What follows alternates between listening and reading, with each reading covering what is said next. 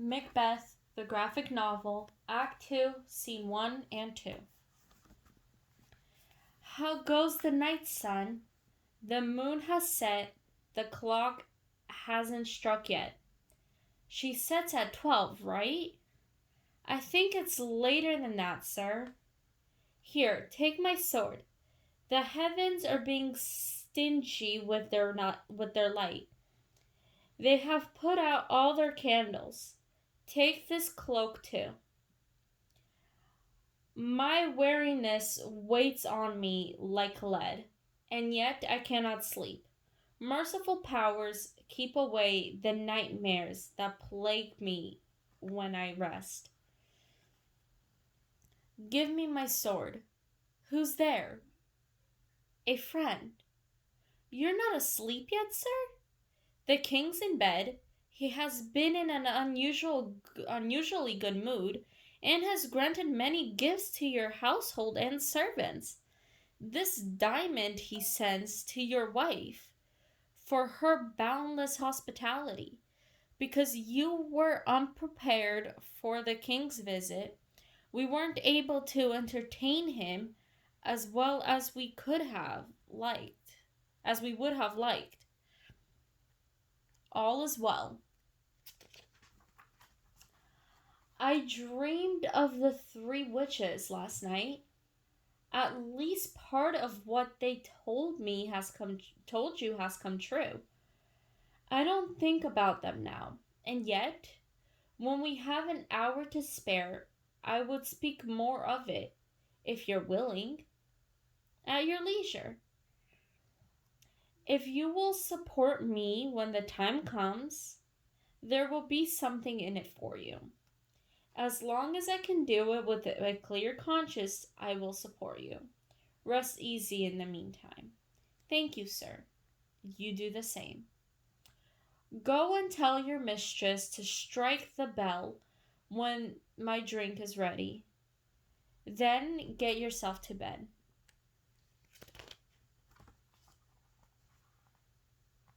Is this a dagger I see in front of me? The handle pointing toward my hand? Come, let me hold thee. I do not have you, but I still see you. Fateful operation. Isn't it possible to touch you as well as see you? Or are you nothing more than a dagger of the mind, a hallucination from my fevered brain? I see you still, and you look as real as a dagger I'm drawing now. You beckon me to go where I was going already, where I was to use an instrument just like you. Either my eyes are now the fools of my other senses, or else they're greater than all the rest. I see you still, and on your blade and handle I see drops of blood that were not there before. And there's no dagger here. It's the bloody business at hand that gives me these visions. Now half the world is asleep, seemingly dead and abused by wicked dreams. Now witches offer their sacrifices to their goddess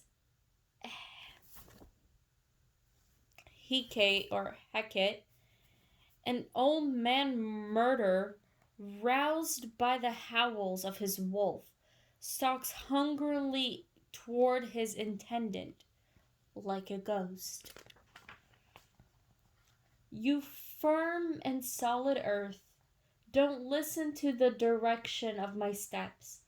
I fear the very stones will shatter my location and break the terrible stillness of this moment.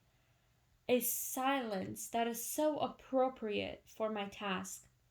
While I stay here talking, Duncan lives. The more I talk, the more my courage cools. I go, and it is as good as done. The bell calls me. Hear not the bell, Duncan, for it summons you to heaven or to hell. Scene 2. That which made the servants drunk has made me bold.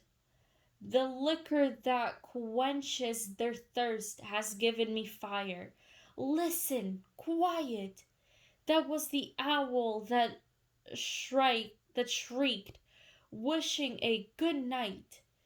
That tolls like executioner's bell. Macbeth might be at the task now. The door to Duncan's chamber are open, and the sodden servants make a mockery of their duties with their snores. I have drugged their drinks so that you cannot tell if they live or are dead. Who's there? What is it? Oh no, I am afraid that they have woken up and prevented it from happening. For us to attempt murder and not succeed would ruin us. If Dunk. Listen, I left the chamberlain's daggers where Macbeth would find them. He could not miss them. If Duncan hadn't reminded me of my father when I saw him sleeping, I would have killed him myself. My husband! I've done the deed. Did you hear a noise? I heard the owl scream and the crickets cry. Did you not speak? When? Now. As I descended? Yes. Who's sleeping in the second chamber? Donalbain. This is a sorry sight. That's a foolish thing to say.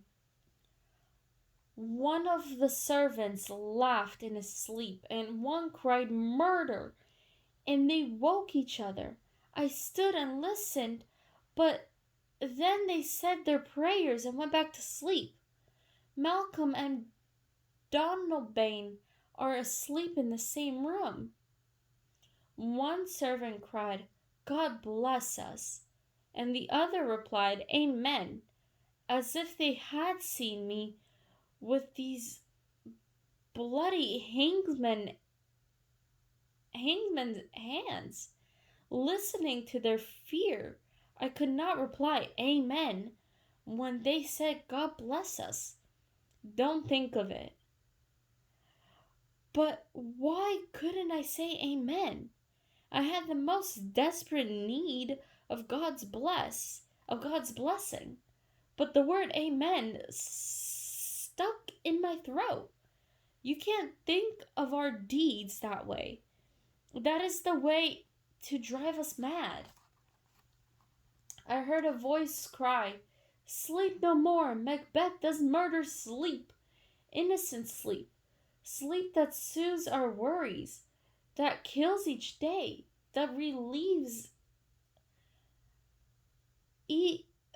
weary laborers and heals hurt minds. Sleep, the main course in life's great feast, chief nourisher of nature. What are you talking about? The voice kept crying, Sleep no more, through all the house. Macbeth has murdered sleep, and therefore Macbeth will sleep no more. Who was that cried this? Why, worthy Thane, you make yourself become weak when you think like this. Go get some water and wash the bloody evidence from your hands. Why did you carry these daggers out of the room? They must be found there. Go carry them back and then smear the sleepy guards with the blood. I can't go back. I'm afraid even to think about what I've done. I dare not look at it again. Coward! Give me the daggers. The dead and the sleeping cannot hurt you any more than pictures can. Only children fear the picture of the devil.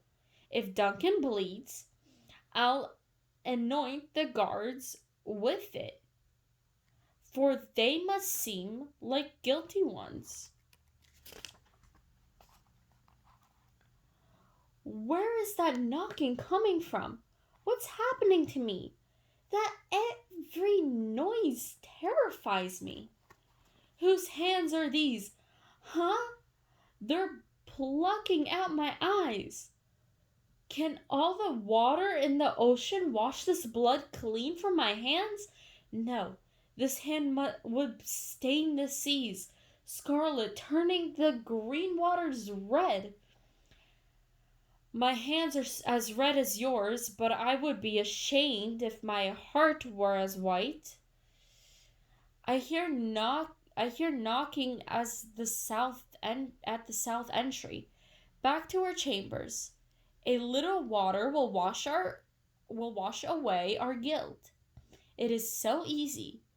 Your resolve has abandoned you. Listen, more knocking. Put on your nightgown in case someone comes and sees that we're awake. Don't let yourself get so lost in your thoughts. I'd rather fall unconscious than think any more of my deeds. Wake Duncan with your knocking. I wish that you could.